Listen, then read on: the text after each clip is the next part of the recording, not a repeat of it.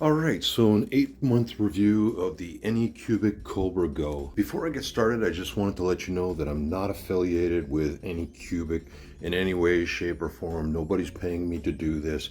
I've just been using it for 8 months, just looking to share the information that I've gathered so that people will be able to make an informed decision and know what it is that they're getting into. So in December, I decided to take a chance, never heard of Anycubic before, and I bought it off of Amazon.ca for 300 bucks Canadian, knowing that if it didn't work out, the Amazon return policy is excellent. So the Anycubic Kobra Go is what they call a DIY assembly, meaning that you need to assemble the printer when you receive it. It came really well packed. There was no concern over anything becoming damaged from shipment. Incredibly surrounded with foam, etc., and making sure that everything was stable in the shipment. So a double thumbs up for that. It was really easy to assemble, and it came with reasonable instructions included in the shipment.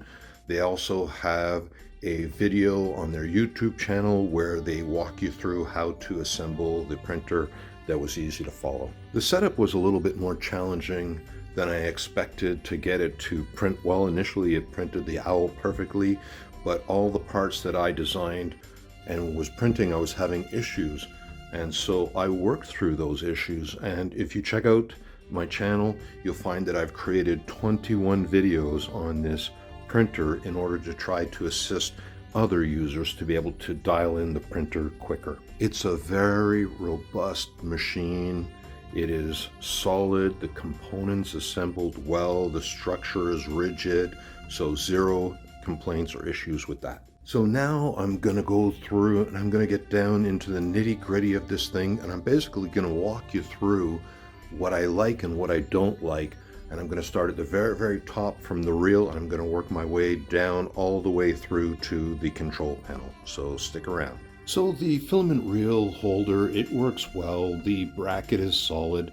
It's a nice design in the sense that it keeps the reel above the printer, so it's a much more compact profile to keep on your desktop, and I've had no issues with that whatsoever. The only thing that I don't like about the reel holder is the fact that whenever the extruder is pulling on this filament, it'll end up creating some tension, pulling it in before the reel will move forward to release that tension and spring the filament back out again.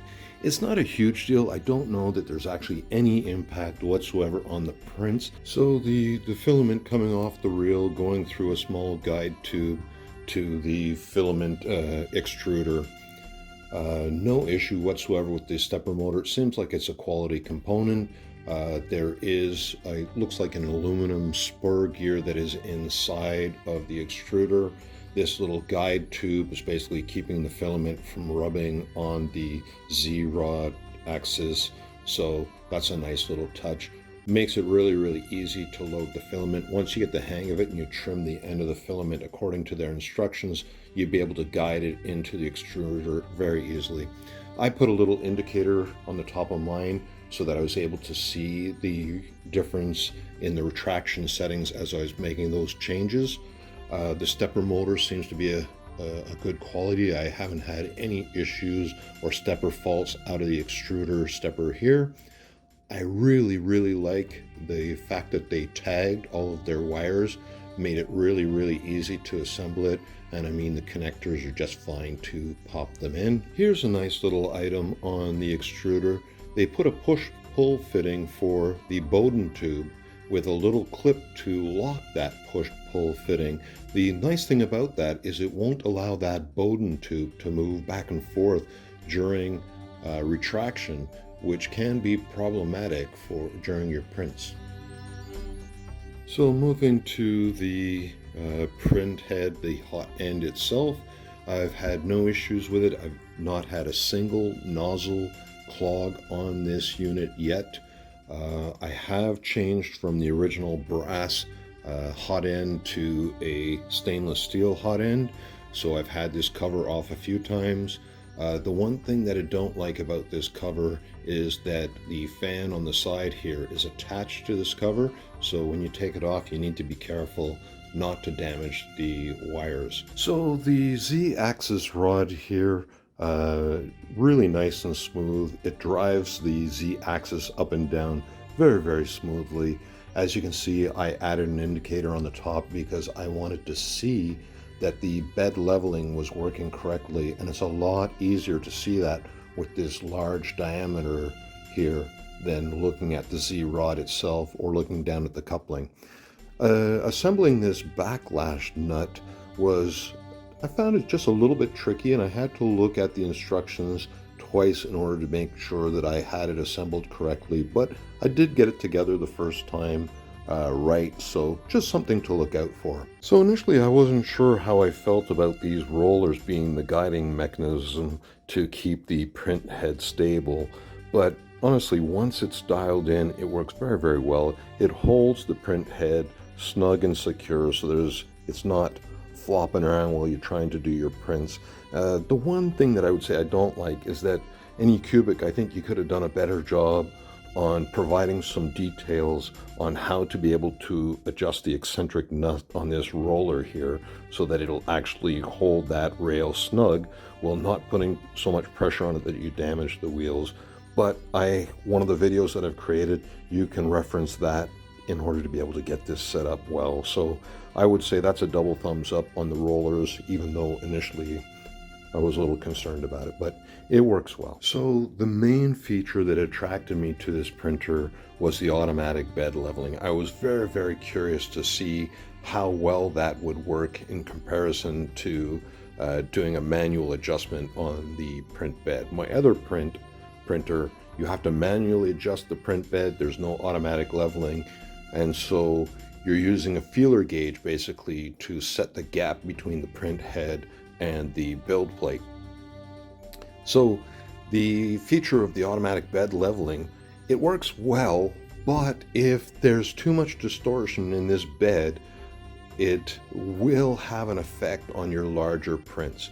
So this is one area where I converted the bed to being able to manually adjust it, and then I turned on the automatic bed leveling, and the prints are fantastic when doing this, whether you're printing something big or small.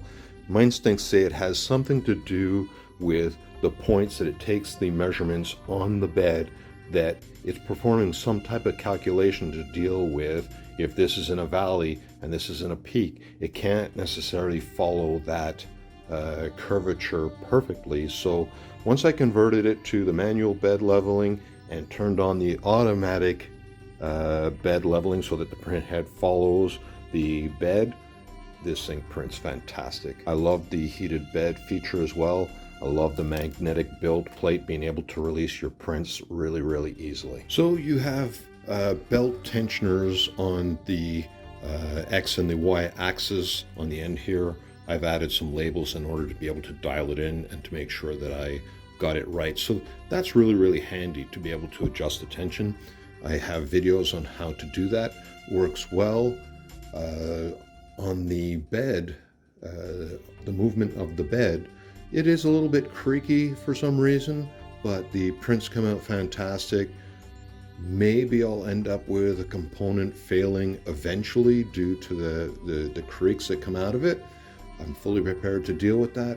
The one thing that I don't like is they do not identify the stepper motors. There's no markings, there's no labels, so you're forced to go back to Anycubic to get replacement steppers if you need to. So that I don't like. So the SD card where you're going to be loading your prints into this printer, and I have no issue with loading by the SD card, but the SD card that came with the printer, I don't know, I've heard a lot of complaints about that, and for some reason I've heard a lot of people with their SD cards getting corrupted, and it seemed that I was having that same problem, so I've replaced mine with a high quality Lexar, and you can see it's a 32 gig there. I have not had any issues whatsoever since I changed to this SD card, but the one that came with it seemed like it must have been cheap. So the other port here, using the USB-C type connector, you're able to access the firmware and to look at what's going on, be able to connect with Pronterface, to be able to edit the firmware itself. So I really like that it's open source, that you can look and see what's going on and make changes to the firmware. All right, now for the control screen. I really had concerns about whether I was going to like this knob or not, but I actually love this. It is very quick and easy and responsive to use. I'm on the menu right now. I rotate left and I can hit the speed very, very quickly.